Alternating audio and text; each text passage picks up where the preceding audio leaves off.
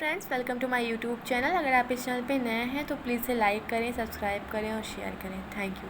Friends, आज का हमारा टॉपिक है रिफ्रैक्शन ऑफ लाइट, प्रकाश का अपवर्तन। प्रकाश की किरणें जब प्रयुक्त रूप से आपतित होकर एक माध्यम से दूसरे माध्यम में जाती हैं तो दूसरे माध्यम में प्रकाश किरणों के पथ पर परिवर्तन होता है। इस घटना को हम प्रकाश का अपवर्तन कहते हैं, रिफ्रैक्शन ऑफ लाइट। वस्तुतः यह घटना माध्यम में परिवर्तन से प्रकाश की चाल में परिवर्तन होने पर होती है।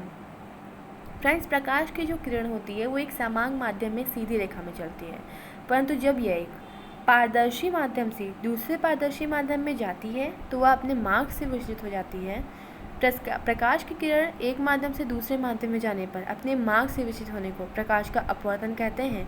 मतलब वो एक माध्यम से जब दूसरे माध्यम में हमारी जो लाइट होती है वो इंटर करती है, तो जब वो अपने पाथ से हट जाती है या विचलित हो जाती है या डिस्ट्रैक्ट हो जाती है, उसे बोलते हैं हम रिफ्रैक्शन ऑफ लाइट। ये उसका फिगर है। फ्रेंड्स, यहाँ पे 2 पॉइंट ज़रूरी है।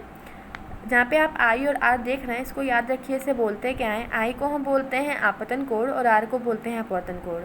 बच्चे काफ़ी इसमें कन्फ्यूज रहते हैं। एंगल ऑफ इंसिडेंस आपतन कोण और एंगल ऑफ रिफ्रैक्शन अपवर्तन कोण होता है। लॉ ऑफ रिफ्लेक्शन है ये। इसमें हम पहला पॉइंट जो हमारा है वो है आपतित किरण, अपवर्तित किरण तथा दोनों माध्यमों के पृष्ठ के आपतन बिंदु पर अभिलंब सभी एक ही तल में होते हैं। सेकंड पॉइंट, आपतन कोण की ज्या तथा अपवर्तन कोण की ज्या का अनुपात स्थिर रहता है sine i by sine r, जिसे इक्वल टू स्थिरांक, जिसको हम क्या बोलते हैं? कांस्टेंट। इसे हम स्नेल का नियम भी बोलते हैं। इसे काफ़ी न्यूमेरिकल भी पूछे जाते हैं, तो इस फॉर्मूले को प्लीज़ आप याद रखिए। ये इम्पॉर्टेंट नोट है रिफ्लेक्शन ऑफ लाइट से रिलेटेड। इस स्थिरांक को पहले माध्यम के सापेक्ष दूसरे माध्यम का अपवर्तनांक कहते हैं। निरपेक्ष अपवर्तनांक किसे कहते हैं? ये भी कभी कभी पूछा जाता है 1-2 नंबर में कि निर्वात में प्रकाश की चाल तथा किसी अन्य माध्यम में प्रकाश की चाल के अनुपात को अपवर्तनांक कहते हैं। इंपॉर्टेंट पॉइंट्स है, ये भी रिफ्रैक्शन ऑफ लाइट से ही रिलेटेड है फ्रेंड, इसको ध्यान रखिए। किसी पदार्थ का अपवर्तनांक पदार्थ की प्रकृति पर, तरंगदैर्ध्य पर निर्भर करता है।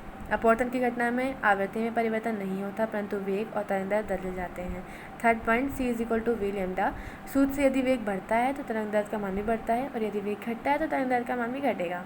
विरल माध्यम की अपेक्षा सघन माध्यम में प्रकाश का वेग कम होता है। इस आधार पर हवा, जल, कांच में सबसे ज़्यादा वेग हवा में, जल में, उसके बाद कांच में होता है। 5 पॉइंट हमारा जो है, जब प्रकाश की किरण सघन माध्यम से विरल माध्यम में जाती हैं और अभिलंब से दूर हटती हैं, तो यदि विरल से सघन में जाएंगी तो अभिलंब के पास आएंगी। यानी कि जब सघन से विरल में जाती हैं तो अभिलंब से दूर हट जाती हैं, लेकिन जब विरल से सघन में इंटर करती हैं तो पास आ जाती हैं। लास्ट पॉइंट है हमारा 6, निर्वात का अपवर्तनांक का जो मान होता है वो 1 होता है। हवा का जो मान होता है 1.0029 होता है, और जल का अपवर्तनांक 4/3 होता है। और फ्रेंड्स, यहाँ पे एक मिसप्रिंट है, जहाँ का है वहाँ काच होना चाहिए, वहाँ पे आप चा लिख लीजिए, काच लिख लीजिए। काच होता है, उसका अपवर्तनांक 2.4 सबसे अधिक होता है। ये एग्जाम्पल है रिफ्लेक्शन ऑफ लाइट का। जब किसी छड़ की कुछ हिस्सा जल में डूबा रहता है तो वह टेढ़ी दिखाई देती है। सूर्यास्त के बाद एवं सूर्योदय से कुछ समय पूर्व सूर्य का दिखाई देना, जल के अंदर डूबी हुई मछली वास्तविक गहराई से कुछ ऊपर दिखाई देती है, रात्रि के समय तारों का टिमटिमाना आदि। ये एग्जाम्पल है रिफ्लेक्शन ऑफ लाइट से। इसको आप डेली लाइफ में भी कर सकते हैं। जैसे आप एक ग्लास ले लीजिए कांच का, उसमें आप पेंसिल डाल लीजिए या फिर कोई छड़ डाल लीजिए, उसमें आप इसको देख सकते हैं। घर पे आप देख सकते हैं उसको खुद ही करके एक्सपेरिमेंट कि कैसे क्या है, कैसे हम बता रहे हैं एग्जाम्पल। और ये हमारे कुछ फिगर है, जैसे तारों का टिमटिमाना हुआ, क्यों होता है? ये रिफ्लेक्शन ऑफ लाइट की वजह से ही होता है। तारों का टिमटिमाना, सूर्य तथा तारे अपनी वास्तविक स्थिति से ऊंचे क्यों दिखाई देते हैं, ये भी रिफ्लेक्शन ऑफ लाइट की वजह से ही होता है। और किसी तालाब की आभासी गहराई वास्तविक गहराई से कम क्यों दिखाई देती है, ये भी। फ्रेंड्स, कुछ मैंने एक्सप्लेन किया हुआ है। जब सूर्य क्षैतिज से नीचे तो सूर्य से आने वाली किरणें जब विरल से सघन माध्यम में प्रवेश करती हैं तो अभिलंब के पास आने के कारण मुड़ती जाती हैं और मनुष्य को सूर्य क्षैतिज से ऊपर उठा हुआ दिखाई देता है।